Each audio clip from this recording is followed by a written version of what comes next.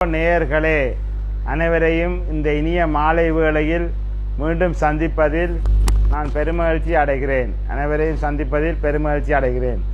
இன்று சில விடயங்களை பற்றி நாம் சிந்திக்க இருக்கிறோம். அனைவருக்கும் இனிய மாலை வணக்கம். மோனப்பிரியான இனிய மாலை வணக்கம். என்ன விஷயம் என்றால், எம்பாழ்வில் நாம் எதனிடம் சரணடைவது என்று தெரியாமல் திக்குமுக்காடுகிறோம். உறவுகள் நம்மை கவனிக்கவில்லை என்றவுடன் நாம் கவலைக்கு ஆளாகிறோம்.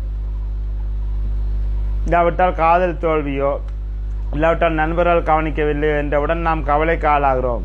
ஆனால் உண்மையில் எதனிடம் சரணடைய வேண்டும், நாம் யாரிடம் சரணடைய வேண்டும் என்று பார்த்தால், அது கடவுளாக இருக்கலாம், அல்லாவிட்டால் ஒரு குருநாதராக இருக்கலாம்.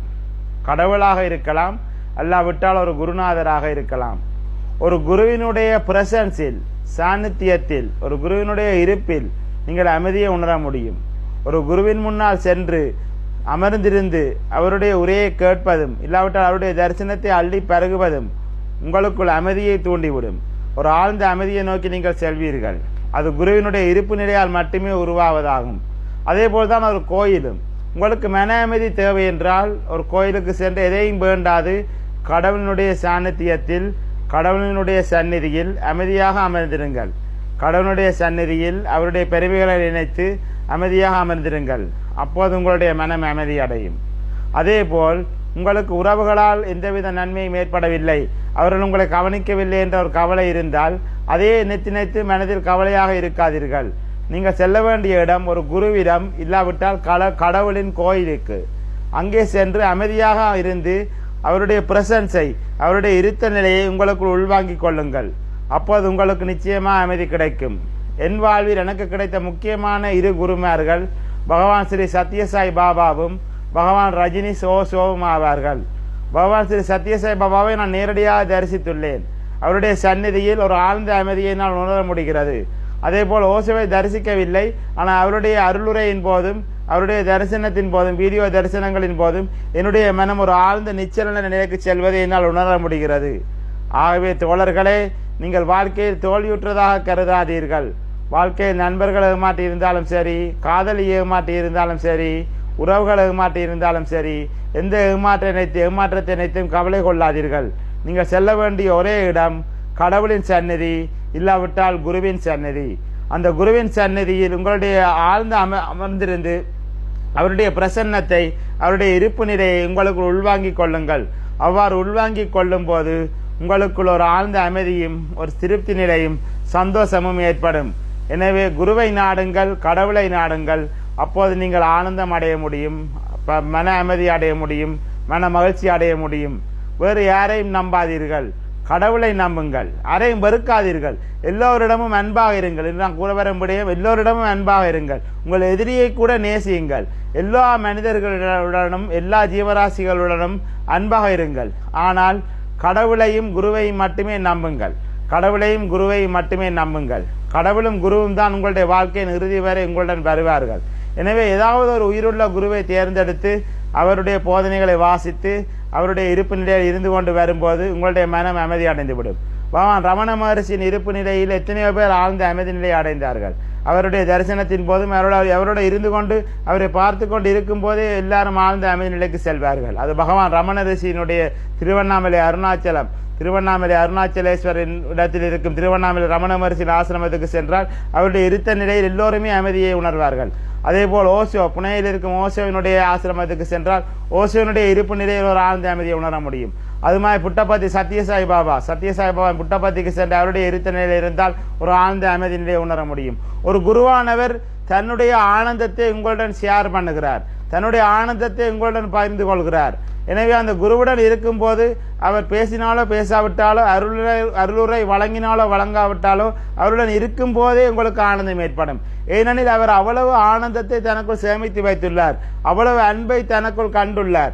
எனவே அவர் அன்பை உங்களுக்கு வாரி வழங்குகிறார், அவருடைய ஆனந்தத்தை உங்களுக்கு வாரி வழங்குகிறார்.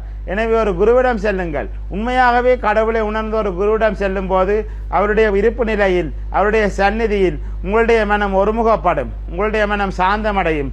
நீங்கள் ஒரு மிகப்பெரிய ஆனந்தத்தை உணர்வீர்கள், மிகப்பெரிய ஒரு சமாதி நிலையை உணர்வீர்கள், மிகப்பெரிய ஒரு மன திருப்தி நிலையை உணர்வீர்கள். எனவே ஒரு குருவிடம் சரணடையுங்கள்.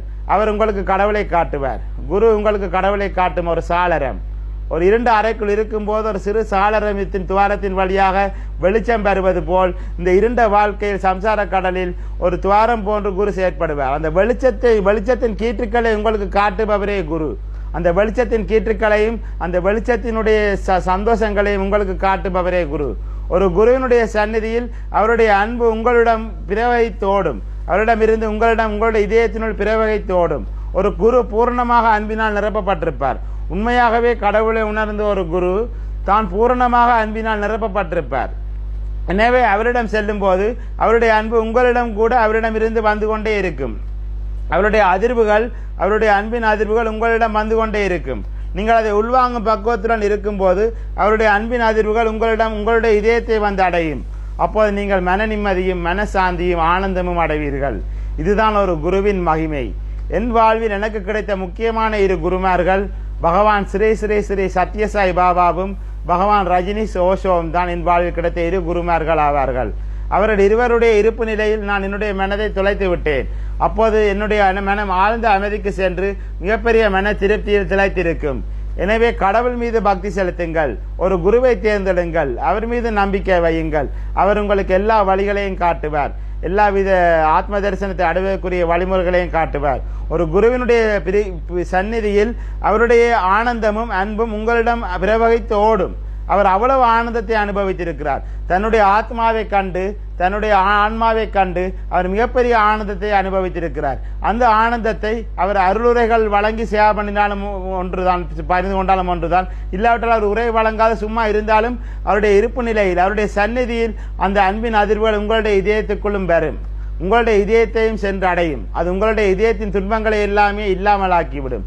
அது உங்களுடைய இதயத்தில் இருக்கும் துன்பங்களின் ரணங்களை இல்லாமலாக்கிவிடும், துன்பங்களின் காயங்களை இல்லாமலாக்கிவிடும். அத்தகையது ஒரு குருவின் சந்நிதி. ஒரு குருவின் சந்நிதியில் அத்தகைய ஒரு அமைதியையும் ஆனந்தத்தையும் மன நிம்மதியையும் மன திருப்தியையும் நம்மால் உணர முடியும். அது உண்மையிலேயே ஆத்மாவை உணர்ந்த ஒரு ஆத்ம தரிசனம் அடைந்த குருவினால் தான் முடியும். உண்மையிலேயே கடவுளை தான் உணர்ந்திருந்தால் அவர் அந்த கடவுள் அனுபவத்தை தன்னிடமிருந்து உங்களிடம் அவரால் கடத்த முடியும். அவரால் தன்னிடம் இருக்கும் அந்த அன்பின் அதிர்வுகளை தன்னுடைய இதயத்திலிருந்து உங்களுடைய இதயத்துக்கு அனுப்ப முடியும். அப்போது நீங்கள் அதை பெற்றுக்கொள்ளும் தகமையில் இருந்தால் அவை உங்களுடைய இதயத்தையும் வந்தடையும். அப்போது உங்களுடைய மனக்காயங்கள் எல்லாம் இல்லாமல் போய் மிகப்பெரிய ஆனந்தத்தை அனுபவிப்பீர்கள். அத்தகைய இதுதான் குருவினுடைய மகிமை. நான் இதை என்னுடைய வாழ்க்கையில் உணர்ந்திருக்கிறேன்.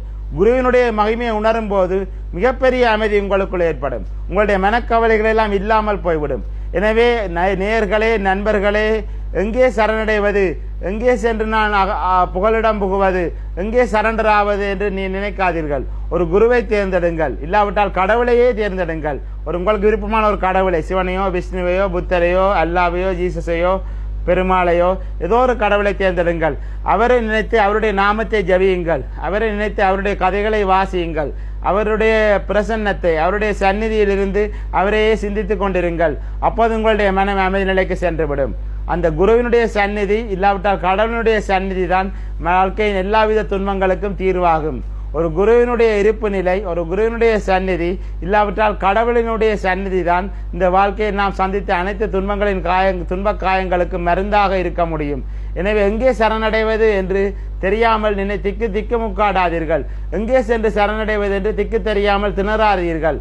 கடவுளை சரணடையுங்கள், ஒரு குருவை சரணடையுங்கள். அப்போது உங்கள் வாழ்க்கை இனிமையாகும், உங்களுடைய வாழ்க்கை ஆனந்தமயமாகும், உங்களுடைய வாழ்க்கை பூங்காவனமாகும்.